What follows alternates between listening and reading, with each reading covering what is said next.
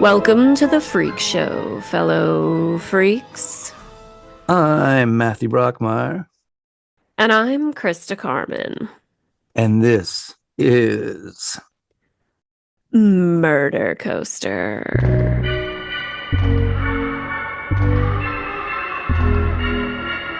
Strap in, ladies and gentlemen, and prepare for one wild ride as we cover a tale of cybersex, lies, and family annihilation.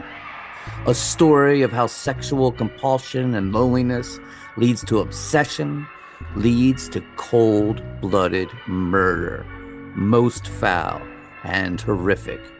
For today, we tell the tale of Grant Amato and his deadly obsession with cam model Sylvia Venceslavova. Let's begin. Prologue. The welfare check. When Cody Amato didn't come into work at the Orlando Regional Medical Center on January 25th, 2019, his coworkers were convinced that something was wrong. He was very responsible and punctual. It was just totally out of character for him to not show up without having called in first. One coworker said that in the last 5 years, Cody had not missed a single day of work. So they called the sheriffs, asking if a deputy could carry out a welfare check at the Amato home, saying they were worried as there had been issues with the family recently concerning his brother Grant, whom Cody said was in a deep state of depression and expressing suicidal thoughts. At approximately 9:17 a.m., sheriff's deputies arrived at the Amato home in the Choluteau neighborhood in rural Seminole County, Florida. Despite both Cody and his parents' vehicles being parked outside, there was no answer at the door. They circled the house, knocking on windows, shouting inside. Nothing. Eventually, they received permission to enter the house and pried open a door. Immediately, something felt odd and off in the house. There was brown paper taped up over the door's windows, and they also found it odd that the two brothers, Cody, 30 years old, and Grant, 29, still lived in their childhood bedrooms, which were decorated with anime posters and glass display cases of Japanese action figures and boxes of anime toys stacked to the ceiling. Then, lying in the doorway between the home gym and the garage, curled into a fetal position, they discovered Cody Amato, dressed in his baby blue nursing scrubs. He had been shot below the eye. A handgun lay a few feet from his body, as if he were the victim of a self-inflicted gunshot. In the kitchen, sheriff's deputies discovered the body of Cody's father, Chad Amato, lying face up, shot twice in the back of the head. He was wearing a holster on his hip with a handgun in it. And in her office, slumped over her desk, was Margaret Amato, shot in the back of the head execution style as she looked at Facebook on her computer. Grant Amato, however, the depressed and reportedly suicidal brother, was nowhere to be found, and his cell phone had been disconnected. To investigators, the crime scene appeared to have been staged to look like a murder-suicide. The holster Chad wore appeared to have been put on after his death. The body obviously moved and rolled over. The holster and handgun in an awkward position, which would have made it difficult, if not impossible, to draw the weapon. And ballistics determined that the gun used in the murders was not the same as the one lying by Cody, though bullets had been strategically scattered about that matched the gun. The actual murder weapon was nowhere to be found. Sensing foul play, law enforcement put out a BOLO, or be on the lookout, for Grant Amato, saying he was considered armed and dangerous and driving a red 1996 Honda Accord. An announcement played on news stations throughout the Orlando area. On January 26th, Grant's car was reported being seen at a DoubleTree hotel, and detectives found him booked in a room there and took him in for questioning. Grant was extremely cold and unemotional in the interview. He claimed he didn't know anything, saying his father was an abusive man who had violently kicked him out of the house that day, so his brother had loaned him his credit card and he'd gotten himself a room. He claimed he didn't even know about the murders or that police were looking for him, despite his face being plastered on television screens across Florida. When investigators asked him why his father had been so confrontational, Grant went into an utterly bizarre tale of internet sex sites with live models, video games, pornography addiction, deception, fraud, and theft that left investigators stunned and confused.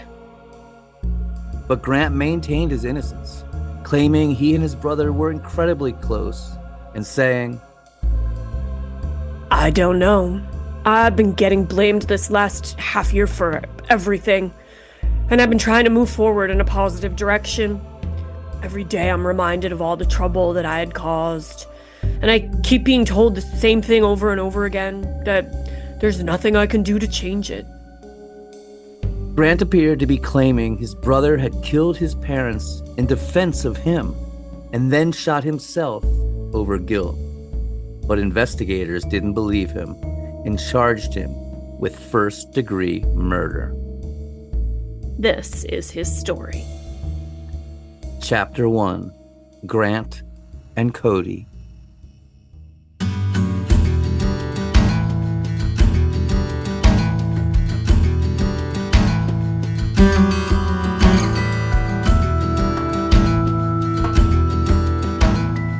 Grant Tiernan Amato was born May 20th, 1989, to successful and loving parents, Chad and Margaret.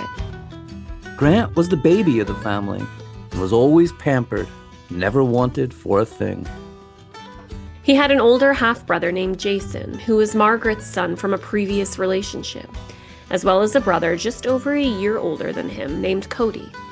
The family lived in a spacious 4-bedroom home situated on a 2.9-acre plot of land, a safe and cozy suburban paradise. The Amatos were a tight-knit, all-American, football-loving family who never missed a Florida Gators game. Grant's older brother Jason, while always close with the family, was very independent and moved out early to live his life on his own, eventually becoming a mortgage loan underwriter in Winter Springs. But Cody and Grant were extremely close. Extremely. They had strikingly similar looks, often appearing as if they were twins. And more than just brothers, they were best friends who did everything together. Grant would say about his brother, "I always thought Cody would be my significant other, and we'd always be together and do everything together. We hoped we'd pass away at the exact same time." Now, is it just me, or does that come off weird as hell? Significant other? Isn't that what you call your spouse or lover, not your brother? I don't know. I kind of get Menendez brothers vibes from these guys a little bit. Yeah, I mean, that's very bizarre. They both attended Timber Creek High School, where they were both on the weightlifting team. And they both dreamed of one day buying matching BMWs and living together forever. So Menendez brothers right there. Both Margaret and Chad worked in the healthcare industry. Chad was a pharmacist at CVS Health, and Margaret was senior operations manager at Nuance Transcription Services. And they encouraged their sons to also go into healthcare, which they did. After graduating from high school, both Grant and Cody attended nursing school at the University of Central Florida. The family was wealthy and thrifty. Margaret and Chad diligently saving up for retirement, and to save money, both Cody and Grant continued living in the family home. Margaret and Chad then bought a house in Tennessee, where they planned to move when they retired, planning to leave the house in Florida to Cody and Grant. Chad was a self-described computer guru and spent his free time working on computers. Margaret's greatest love in life was horses. She spent all her free time at Miracle Lane Stables. tending a neglected ex-racehorse she rescued in 2009 named Lady.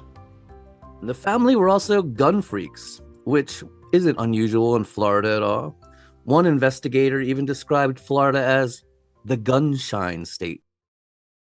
Grant and Cody in particular loved shooting and would spend thousands of dollars on ammunition.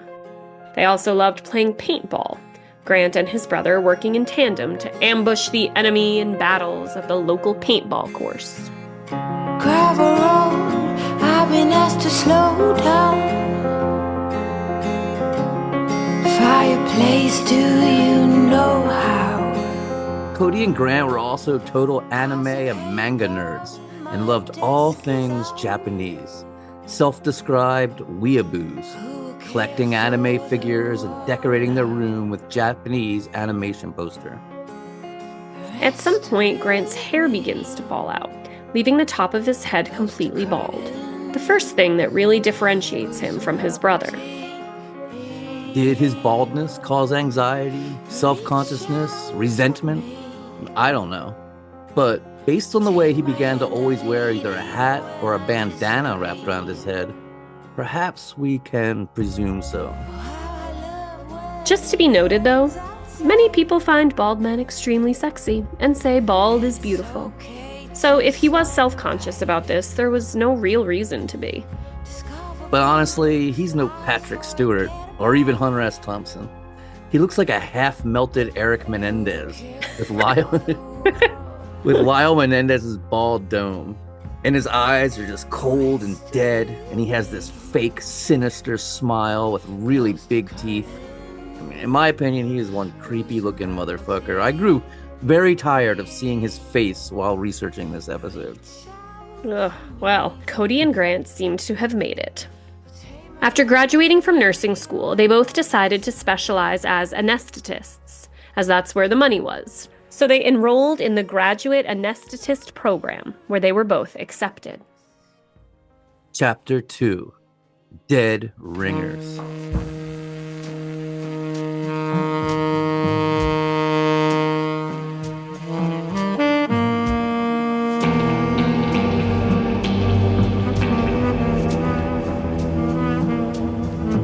In 2018, both brothers were attending graduate anesthetic school at the University of Central Florida and doing well. Life was rosy. But like the David Cronenberg film Dead Ringers, about strange twin medical workers, it soon became apparent that there was a good brother and a bad brother. While working in the hospital as an intern, Grant had administered an epidural, injecting anesthesia into the space between the spinal nerves of a patient, and the CRNA on duty said he'd inserted the needle too deeply. Grant disagreed, saying he performed the procedure flawlessly. The two then got into a very heated argument, and Grant began screaming into the CRNA's face, alerting the attention of the nurse manager. And a whole big scene ensued with Grant being belligerent, hostile, and incredibly aggressive. Grant was then expelled from the graduate anesthetist program. He was devastated. Not only would he not be able to become a CRNA, he'd be separated from his brother, whom, remember, he considered his significant other. But life went on. He still had his basic nursing degree, and he was able to find a job as a nurse at Advent Health Orlando. But this, too, would soon prove disastrous.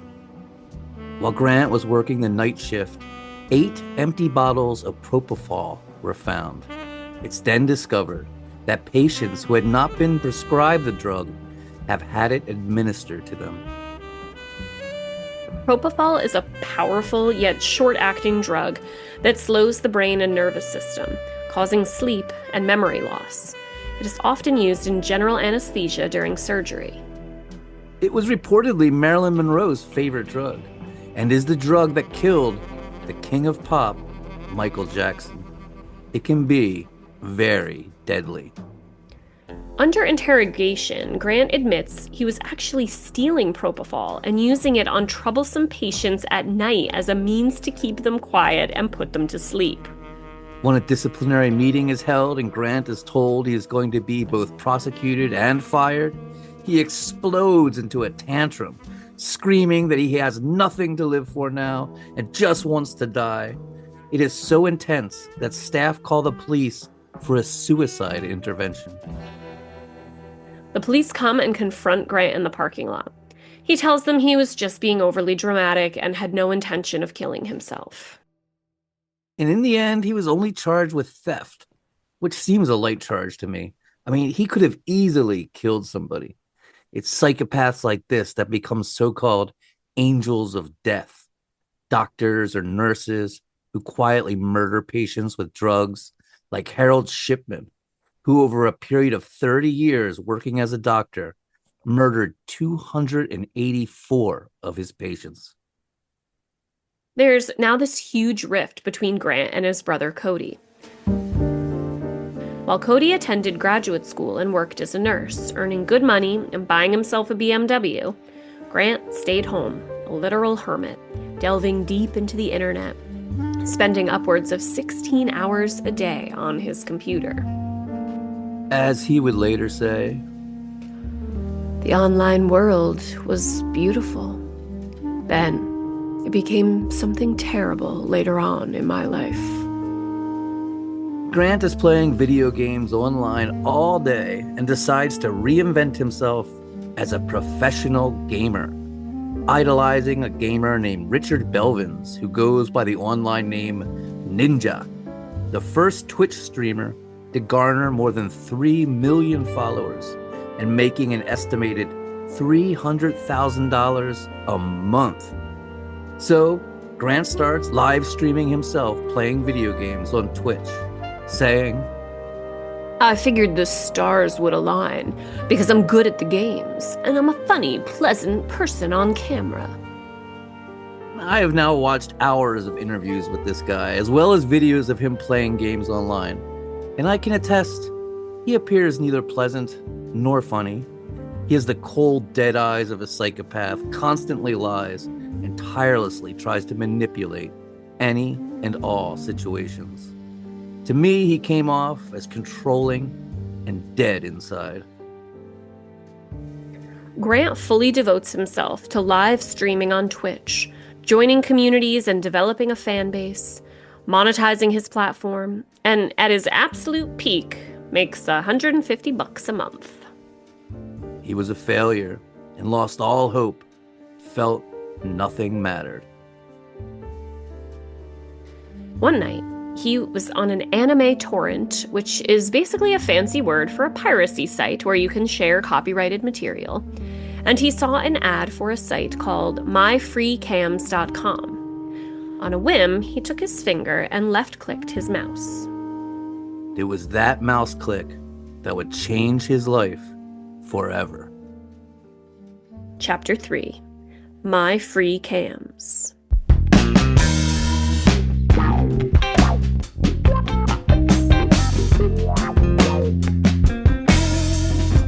MyFreeCams.com was launched in 2004 as a place for models to perform, doing anything from reciting poetry and dancing to strip teases to masturbating with sex toys.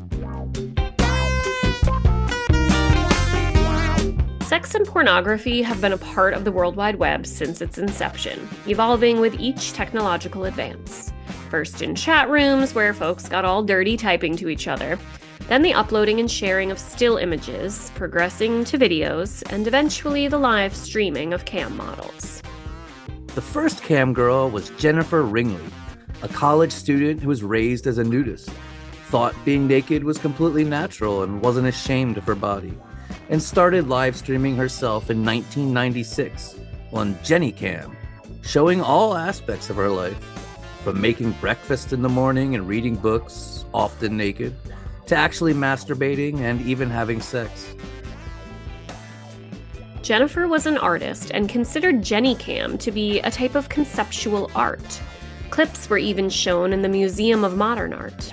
But it soon became a lucrative occupation, as upwards of 7 million people a day were watching her in 1996, and she became quite famous, appearing on the Today Show and World News Tonight.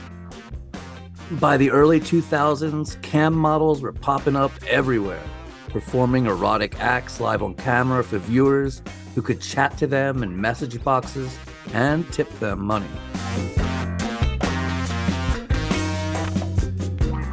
As cam model Alexa says, the internet has made this possible, making intimacy available for people who don't actually have it in their life. We offer them the spirit of adventure. And by 2010, myfreecams.com was the largest adult cam site on the internet with 10,000 models and over 5 million members. Top models making as much as $100,000 a month. And by 2014, it was the 344th most visited site on the internet, hosting models from around the world. On My Free Cams, models perform in what are called rooms, which viewers can choose from. There can be up to 1,000 people in a single room, but there's also the possibility of going private with a model for some one-on-one time. Ooh la la. So Grant entered a random room, and the first girl he met, who went by the name Ady Sweet, he fell head over heels in love with at first sight. And in Grant's defense, I have to say, she is incredibly beautiful, like drop dead gorgeous. Green eyes, sculpted cheekbones, jet black Betty Page hairstyle. In fact, she looks a lot like Betty Page. Just insanely beautiful and very, very sexy. Knows how to strike these really seductive poses. She could be on the cover of Vogue and shit. A goth goddess pinup girl dressed in either black latex or steamy lingerie, complete with garter belts, topped with thigh-high black leather boots. Ady Sweet was Bulgarian and one of the top creators for My Free Cams. Folks compared her to Cleopatra, saying she was a powerful queen who could get anything she wanted and could seduce any man alive.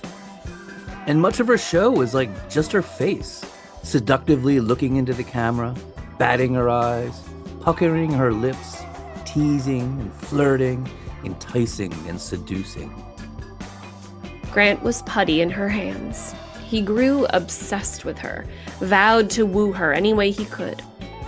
So he created a profile on myfreecams.com called Deus Light. Again, we see shades of Dead Ringers as Grant combines himself and his brother, Cody, into some strange amalgamation, a digital melding of the two, saying he was a successful anesthesist who drove a BMW, posting pictures of himself, showing off stacks of $100 bills, saying he built the profile to be, quote, my brother's success paired with my laid-back social ability. Deus Light became his alter ego, and he says it became both intoxicating and addicting to become this fictional person. Despite the name of the website, watching Ady Sweet on My Free Cams wasn't free at all. It cost 90 tokens per minute, and Grant would buy 5,000 tokens at a time for $600, as well as requesting private meetings, which cost even more. There was a lot of competition for Ady Sweet's attention. As Grant describes it, there was a Knights of the Round Table medieval ranking system. The highest rank was Lords, and it became a competition with the other guys as to who could become and stay a Lord, and who could be the top Lord. As he says, I was tipping for the attention and the glory, spending $12,000 to $15,000 a day. It's fucking insane, man. He soon blew through all of his savings and started borrowing money from his brother and parents, saying he was somehow investing it to promote his Twitch streaming career. At one point, to cement his status as a top lord, he tipped her $25,000. As P.T. Barnum put it, there's a sucker born every day. With that kind of money, of course, Ady is giving a lot of attention to Grant, who is now the Lord of Lords. She tells him her real name, which is Sylvie, and starts teaching him Bulgarian. At one point, she either slips or taunts him by saying she loved him, which he took literally and cherished, though she'd never say it again.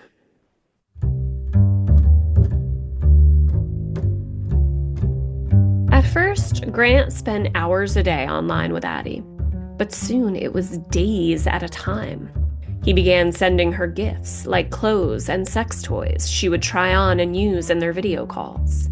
He began to think of her as his girlfriend, even telling folks she was his girlfriend.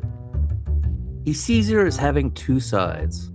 Ady Sweet, the playful temptress online personality, and Sylvie, the kind and caring girlfriend who loves her cat, Bradley.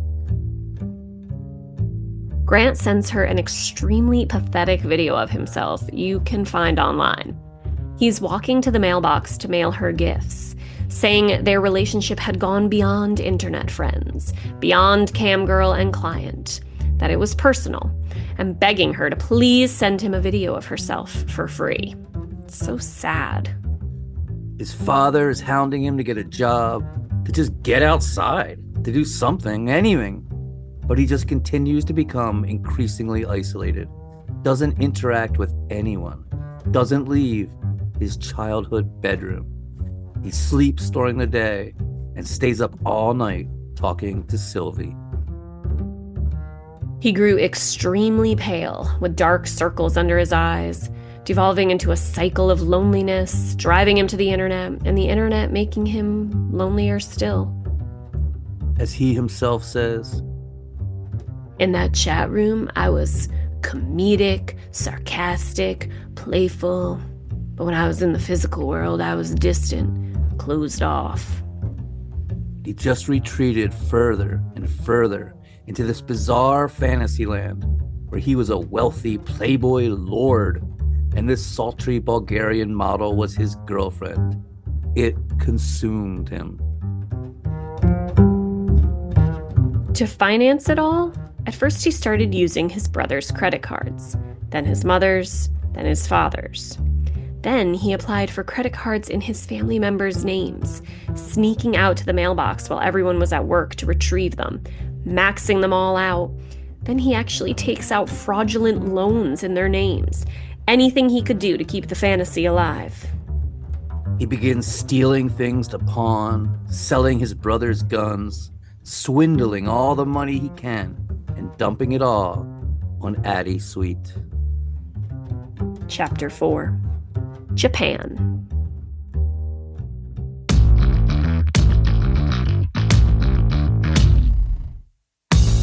Then in December, Grant's situation seemed to look a little more hopeful, as the grand theft charges against him for stealing propofol were dropped. A tiny ray of sunshine in his room of darkness. Grant's brother Cody, who by now had finished graduate school and was working as a CRNA at the Orlando Regional Medical Center, sees how weird and strange his brother is getting, how unhealthy, though he knows nothing about Sylvie, which Grant keeps a guarded secret. So Cody offers to take Grant to Japan for a vacation, a dream come true. And off they go.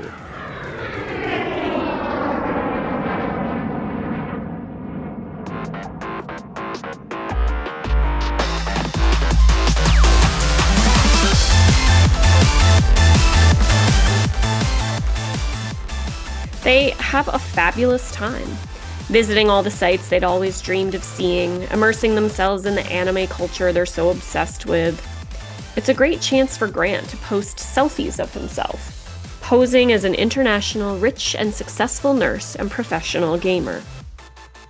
But as the trip grows to an end, Grant becomes extremely depressed. The dream was ending. The mirage was fading. Reality was about to start again. On the last day of vacation, Grant just runs off, running away into the crowded streets of Tokyo and disappearing. Cody can't find him anywhere. He's not answering his phone, not returning texts, and Cody begins to grow concerned, and worry that something might have happened to his little brother. Then Grant sheepishly shows up at the hotel room the night before they're to head home, his tail between his legs, and he tells Cody he has a secret he has to confess. Grant then tells his brother about Sylvie, aka Ady Sweet, saying he was in love with her, that they'd established a deep bond, a relationship. He then begs Grant to loan him $7,000 to buy more tokens so he can talk to his true love. And Cody, the kind and caring big brother, he does it. Gives him his credit card and allows him to buy $7,000 in tokens, which Grant immediately does right then and there. And Cody watches as his brother pulls out his laptop, goes online, and connects with his Bulgarian camgirl love. As if the relationship with these brothers wasn't weird enough, now they're watching live porn together in a hotel room. Like, really creepy.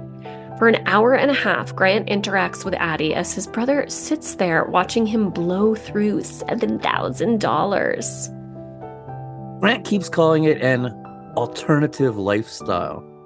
But is it really? I guess in the broadest sense of the term.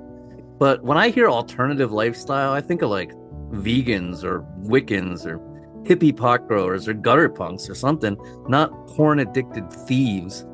I don't know. The whole thing is just really weird as hell to me.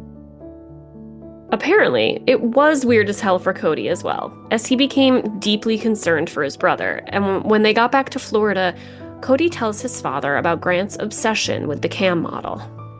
Awkward. Then the shit really hits the fan, as it's discovered that Grant has stolen and embezzled, get ready for this, $200,000 from his family to pay for his online love affair with camgirl Ady Sweet. $200,000!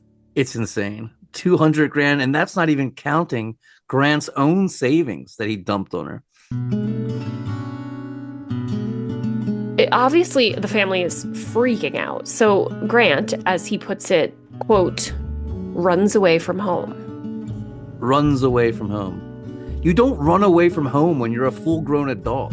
He's 29 years old. He's saying, I ran away from home. Running away from home is what minors do. When you're an adult, you just leave, like you're expected to do when you're a fully grown person. This guy is definitely the definition of a man-child. And where does he run away to? He goes to his Aunt Donna's house. So pathetic. Cody is worried that Grant might harm himself, so he starts calling and texting his brother. But Grant won't answer. Then Grant sends Cody a video of himself, saying, I really hope you believe me when I say you are my best friend. And I need $50,000 from you.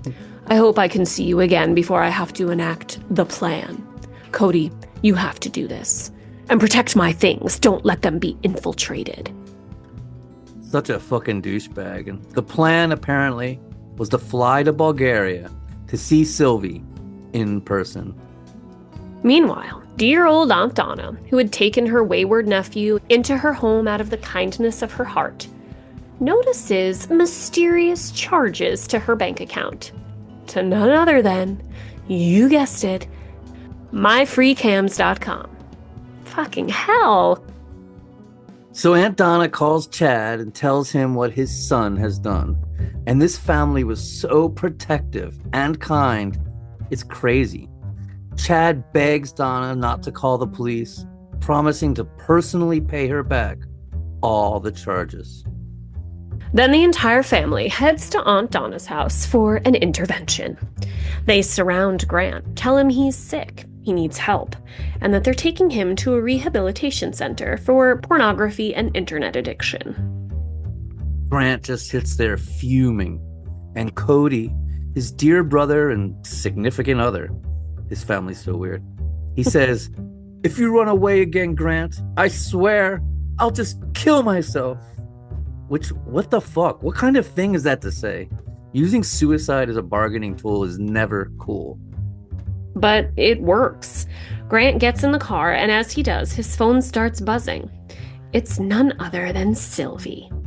So Grant just begins screaming in frustration. Chapter 5. Rehabilitation.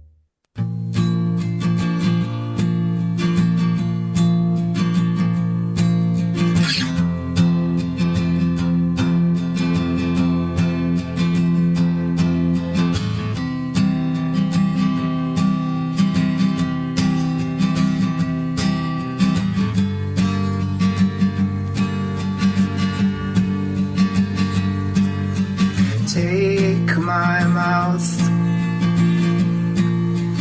fill it with your tongue somehow. Tell me that you love me now. Well, show me that you love me now. So you took your mouth, you turned my conscience inside out. Loved me in the strangest way. Oh, you loved me in the strangest way. But I'm no thief. Grant's family takes him to Cornerstone, an addiction and depression clinic in Fort Lauderdale. It costs $6,000, and Cody, ever the kind and loving brother, pays for it out of his own pocket. But also, what is up with this Cody? I don't care how successful of an anesthetist you are, he's still, starting out in that career, right? And he had $7,000 to just hand his brother over, and then $6,000 to send him to rehab in, rapid succession after losing all the money that he stole from him? That seems sketchy to me. And took him to Japan. Yeah, was he perhaps stealing propofol and selling it on the black market? Come on. I couldn't find out really, but I think that maybe the parents were investing money in their name ever since they were babies, and all through they were really well off to start. Yeah, and you just start putting money away, and then 20 years later, it's turned into something bigger, Yeah, I rely on medicine. And now I rely on medicine. Back home, their dad finds Sylvie's email address and contacts her, telling her the truth, that Grant is unemployed, makes no money from gaming, drives an old battered Honda, not a BMW. He doesn't live in some luxurious bachelor pad. He lives in his parents' house, in his childhood bedroom, and that all the money he had given her had been stolen from his family. Chad basically tells Sylvie that Grant's entire life is a lie. There is no Deus Light. Further showing how generous, forgiving, and loving this family is, to the point of being straight-up enablers, Grant's mom, Margaret, smuggles him her own iPhone into the rehab so he can continue to text with Sylvie. What the fuck? It's literally smuggling dope to a junkie. Yeah. Wow.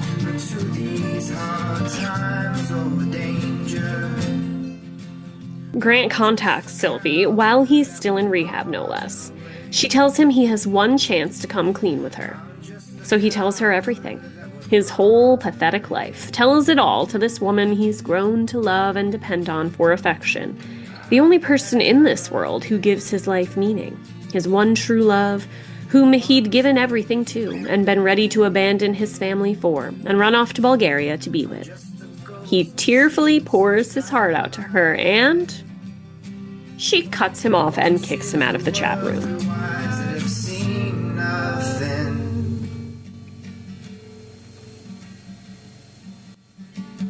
Please take my head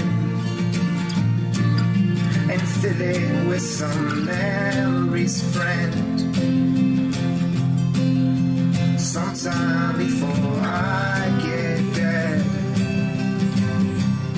Well, sometime before I get dead. Oh, Sam. How can he be so blind, so stupid, so delusional. I don't know. I've never been on one of these cam sites. Not that there's anything wrong with it. I'm just old, cheap, and happily married.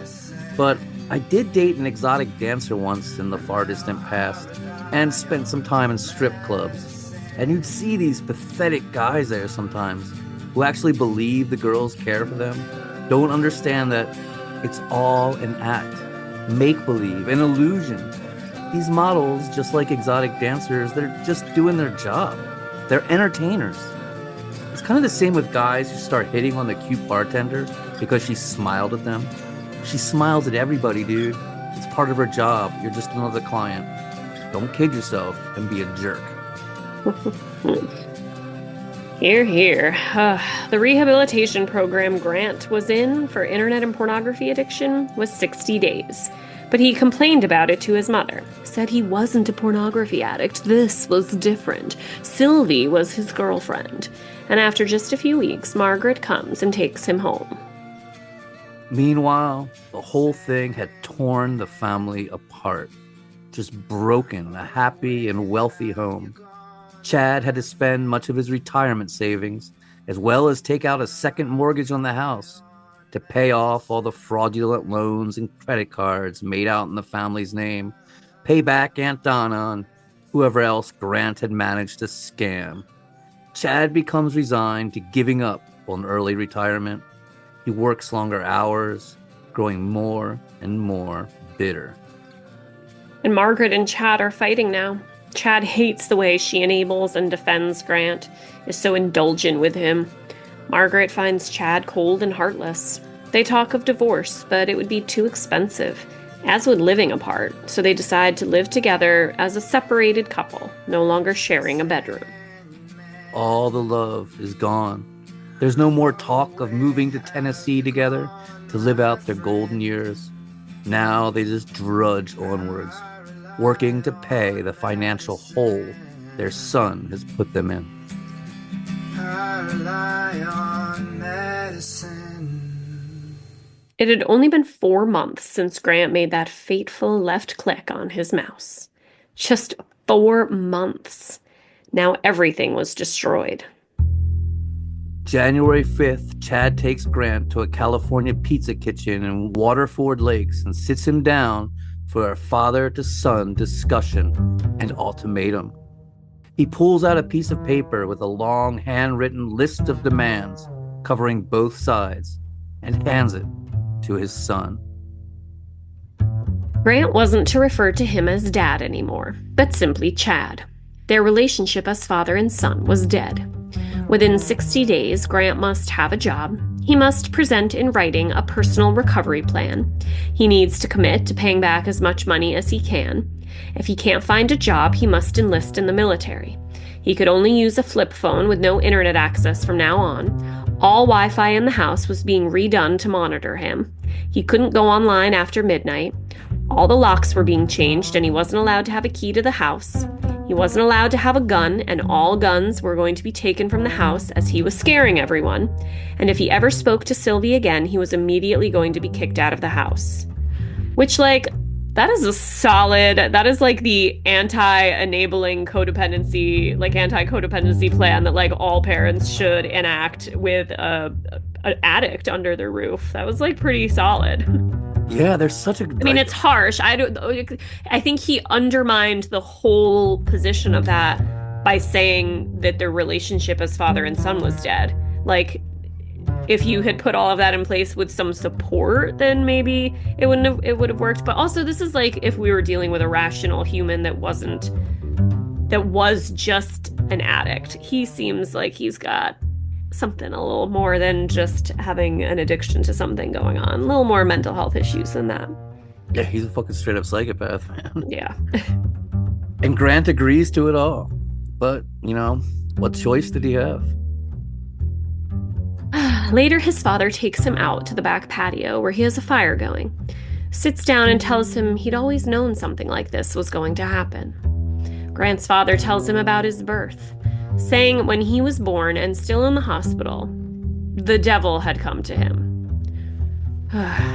Everything I said about his rational plan has now also been undermined. Satan himself appeared there in the hospital, whispering to him and told him Grant was going to be his biggest failure in life, his ultimate failure. And the devil had been right.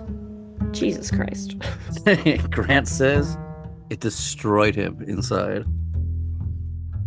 But his mother, well, old mom is still slipping him her iPhone and allowing him to text with Sylvie. There is so much tension in this house now. Once a place filled with happiness and hope, and they're really not even a family anymore. They don't even pretend to be. Chad is no longer a husband or a father. And without his fix to his Ady addiction, Grant grows dope sick, brooding, menacing. He found a way around his father's rules by going to the Publix grocery store at night with his laptop. Although the store was closed, their guest Wi-Fi was still up and running. He could log on, hoping to make contact with Ady Sweet. But he had no money to give her, so he just sits there in the dark parking lot, staring into the blue glow of the laptop screen, accessing free porn and thinking of her. He was no longer a lord, no longer top of the round table. He was just a desperate little bald man masturbating in the parking lot of a closed grocery store to free internet porn. Then Chad discovers Margaret had been giving Grant her iPhone to use and tells Grant he wants him out of the house. Cody can see the menace growing in his brother's eyes, the coldness and delusion, the simmering current of anger, rage, and frustration. And Cody tells his girlfriend his guns are missing and says he's afraid Grant is going to do something crazy. He's going to kill them all. Tragically, he was very, very right. Chapter 6. The Murders. On January 24th, 2019, Margaret Amato was at her desk on her computer playing Candy Crush on Facebook with her friends. Wow, man, this family is really full of some characters. When her son Grant Tiernan Amato coldly crept up behind her with an IWI Jericho 941 pistol and shot her in the back of the head.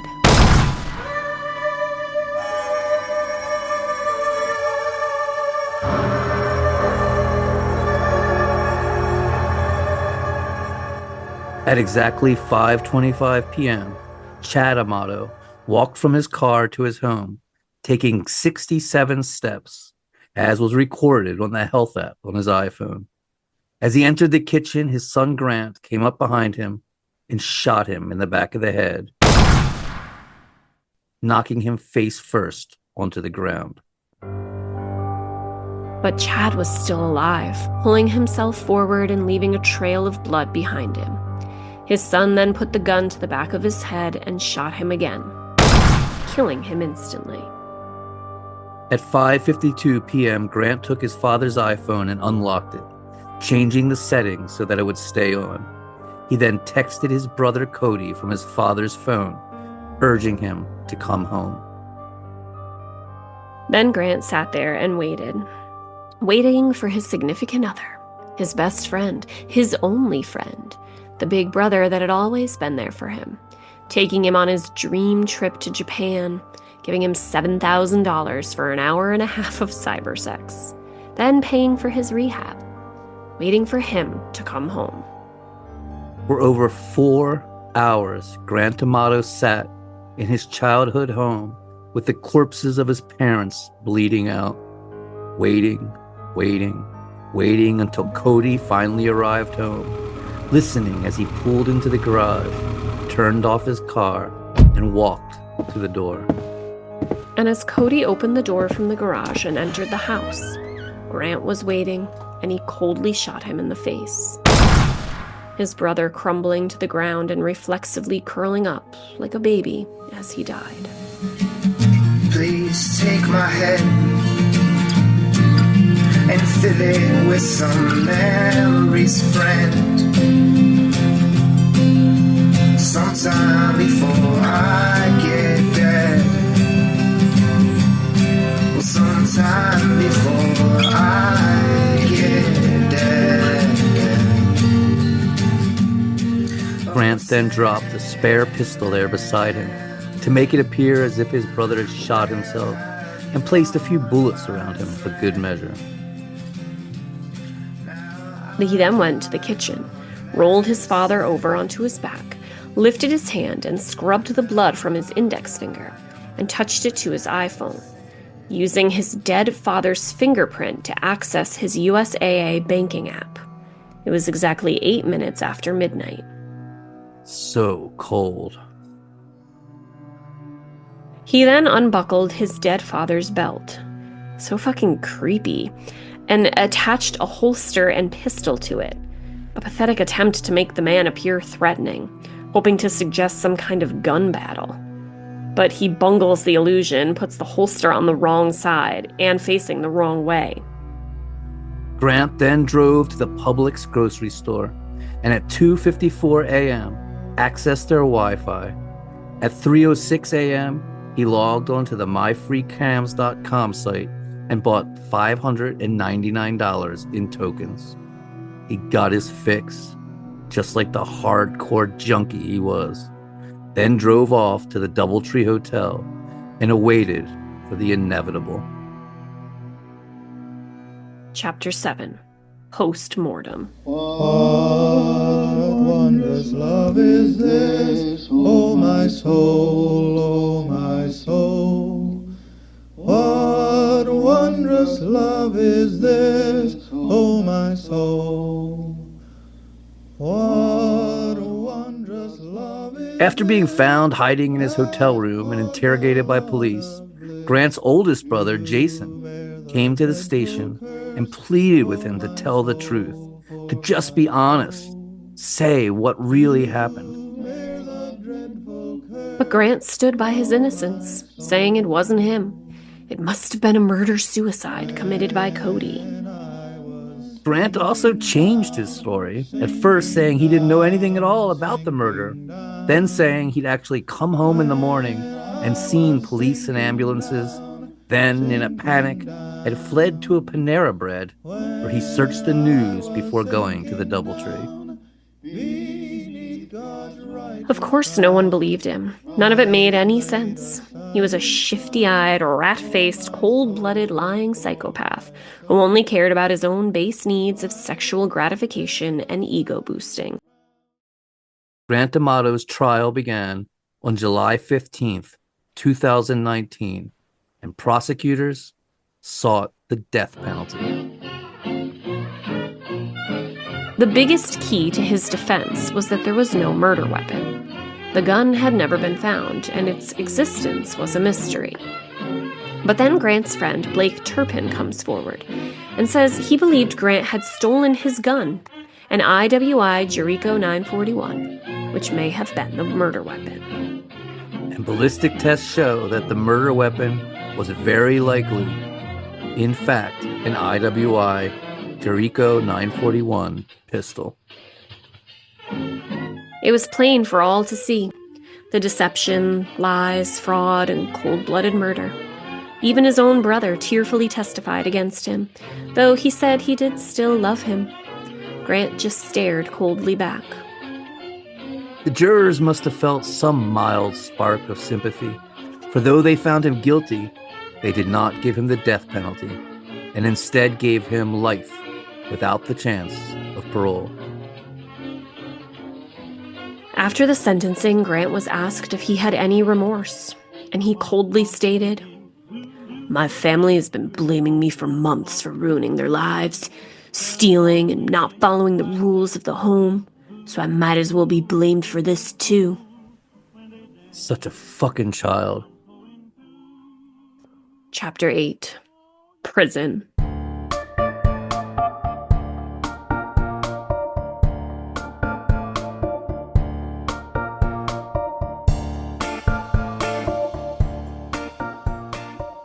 Grant maintained his innocence in prison, filed an appeal, lost. He found a new internet e-girl to obsess over. Mary. Mary, a cam model, was first attracted to Grant when she saw photographs of his bedroom on the news during the trial, filled with boxes of anime toys and glass display cases of Japanese figurines. She says she's a weeb too, and she began to write him. They developed a relationship. He calls her his precious little kitty, and he began sending her money. So far, he sent her over $1,000, and she sends him nudie pics and porn videos, and he tells her he loves her and wants to bite on her cute little nipples. What? Asked if she thinks there's a real Grant Amato, Mary says she doesn't think there's a real anybody, that people are just the roles they play. It's so fucking sad, man. Documentary filmmaker Colin Archdeacon then started corresponding with Grant, talking to him for years on video chats. Grant fed him all kinds of bullshit, telling him that Sylvie had contacted him in prison and wrote him a letter saying, My light, I have never forgotten you, and I do not have any excuse for the separation that has existed since the circumstances of your life became what they are. You are still the only man to treat me the way you did. You made me feel like a little girl again. You are my superhero. Why did you lie to me, Sylvie? Colin, no fool, didn't believe this at all and called Grant out on it, asking him, did Sylvie really send you this letter? Grant stared back at him with his cold, dead eyes, a sly smile slowly spreading across his mouth, exposing his large white teeth. For a moment, it appeared Grant might fold, admit that it was all a lie, but then he calmly stated, Yes, Sylvie did reach out to me. Was the letter real? Only Grant and Sylvie knew for certain. But the fact is, Grant is a lying psychopath. So, I doubt it. Colin then set out to find Sylvie, whose presence on the internet was like a ghost or a shadow figure. It was strange that she had no real online presence besides my free cams. No Twitter, Facebook. But he is able to discover her full name, Sylvia Venceslavova. It's rumored that perhaps she may be part of a string of girls working for an organized crime family. He hires a Bulgarian private detective who's actually able to track her down and find her phone number. And they get her on the phone, and she tells him that what happened with Grant has caused her massive psychological issues, and that she's had to seek professional help for depression and anxiety. She doesn't wish to talk about the past, but it's all just too painful, and she asks them to not call her again and hangs up. And that was that. She didn't want to talk. Then, out of nowhere, Grant says he wants to come clean and confesses to Colin, saying yes, he'd done it. He'd killed his parents and his brother, annihilated his family, using the gun he'd stolen from his friend Blake Turpin, the IWI Jericho 941 pistol. Colin was dumbstruck. Out of nowhere, after years of denying it, Grant just confesses. So crazy. So Colin asks him, where's the gun? Grant grins that creepy grin and says, I can tell you. He then says after the murder, he buried the weapon in his friend Blake's backyard under an old oak tree. Colin reports this to investigators who go to Blake's property with metal detectors and digging equipment, searching and searching, digging all about that forlorn tree, and they find nothing. When Colin confronts Grant, saying he made him look like a fool, Grant just gives him his dead-eyed psychopath grin and says, Huh? Don't know why it's not there, and kind of chuckles.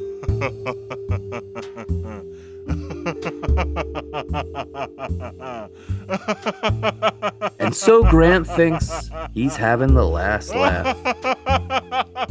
And he's got everything he wants.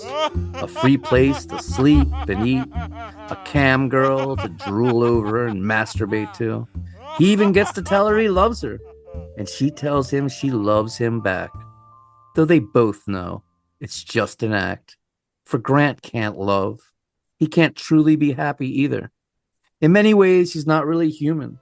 There's something broken inside of him. He's just a husk, an empty vehicle, a psychopath.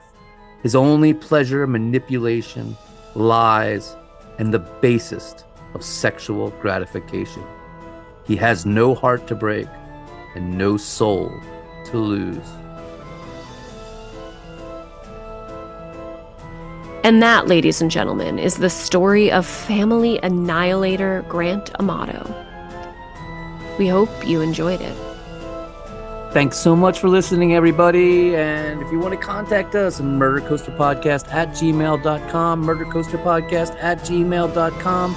Let us know if you got a case you want us to cover, you got some music of yours you'd like us to play, whatever, just say hi. We'll see you later. Bye.